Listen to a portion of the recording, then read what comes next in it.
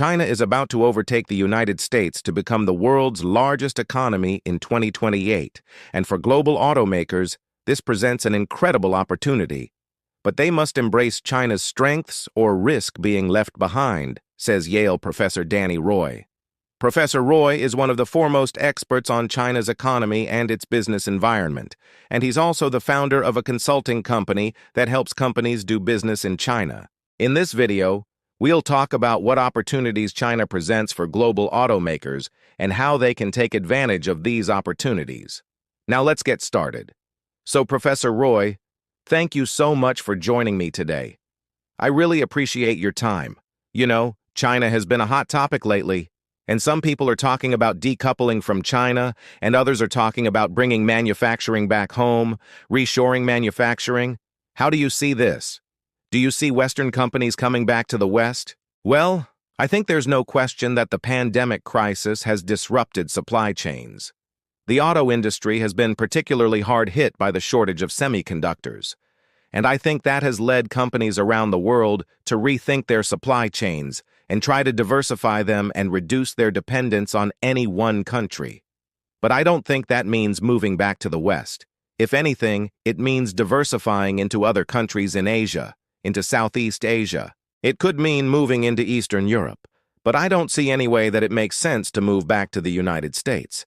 Labor costs are far higher here than in China. The productivity of the labor force is lower. We have more stringent environmental rules which lead to higher costs. And basically, if you look at all the factors of production, including capital, including technology, China still remains probably the most cost-effective place to produce goods for export to both the United States and Europe. Let's talk about the auto industry specifically, because you've written quite extensively about China's EV industry. What opportunities do you see in China for automakers? Well, I think the Chinese market itself presents an enormous opportunity for foreign automakers. We're seeing car ownership rates increase in China. There's a growing middle class, growing number of high-income earners, and that's translating into a growing market for cars. Just look at the growth in luxury car sales last year. That was up nearly 50% over 2020. So the Chinese market is growing. It's becoming wealthier. Consumers are looking for better, more sophisticated, higher-end goods and services. On top of that, I would say the Chinese government has been very supportive of the auto industry and sees the strategic importance of the industry in advancing China's national interest. And we've seen that in a number of ways. First, there's been tax cuts for new energy vehicles. Those tax cuts have just been extended. There's been a lot of subsidies for the purchase of those vehicles. Now, the Chinese government is shifting away from subsidies and trying to rely more on market forces and letting competition drive down prices. But the government is still heavily involved in promoting the development of the electric vehicle industry in China, and I think that presents a huge opportunity for foreign automakers. You touched upon something that I wanted to ask you about. Can you elaborate a bit more on the Chinese consumer? You know, the Chinese consumer has become a major focus of many multinationals. Because obviously, if you want to sell stuff in China, you need to understand who the Chinese consumer is. So, can you tell us a little bit about the evolutions of the Chinese consumer?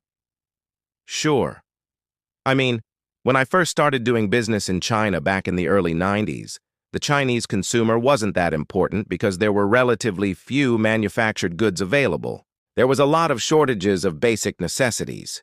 People were still getting used to having choices among brands and products, but now the Chinese consumer is somebody who's very savvy. He or she has access to a lot of information. They know what's available around the world. They're not impressed by fancy marketing, by fancy packaging. They want quality products at reasonable prices, and they're willing to pay more for those products if they perceive them to be better. And I think that that's a key element for understanding the Chinese consumer. They're not driven by price alone, but they are very sensitive to price. They want value for money. And I think if foreign automakers can offer that, they have a very good chance of succeeding in China. I'm curious, what role does government play in the lives of Chinese consumers? Is the average person on the street concerned with what the government is doing? Does the average person participate in politics? Does he or she vote? Well, I would say that the Chinese government does a lot in the lives of ordinary citizens. It's a very tightly controlled society, and there isn't much room for dissent. People do participate in local elections, but those are vetted by higher authorities. But I think that ordinary Chinese consumers are not focused a lot on politics. They're focused on trying to make a better life for themselves and their children. And they see things like buying a car as a way of improving their lives, improving their standard of living. And I think that's the key thing to remember about the Chinese consumer. They are looking for ways to improve their lives, and they see branded goods and services as a way of doing that. So, is the Chinese consumer ready for autonomous vehicles? Are Chinese roads ready for autonomous vehicles? We often hear stories about traffic chaos in China. Have you seen any progress on autonomous vehicles? Yeah, I have. I mean, certainly traffic chaos is everywhere in China, just as it is in many developing countries. The cities are growing faster than their infrastructure. There's a lot of congestion, but I would say there's also been tremendous progress on public transportation systems. When I first started going to China, the subway system in Beijing was very limited. Shanghai had a pretty good subway system, but outside of those two cities, there wasn't much in the way of subways. Now, every city of any size has a subway system. There's been investment in high-speed rail.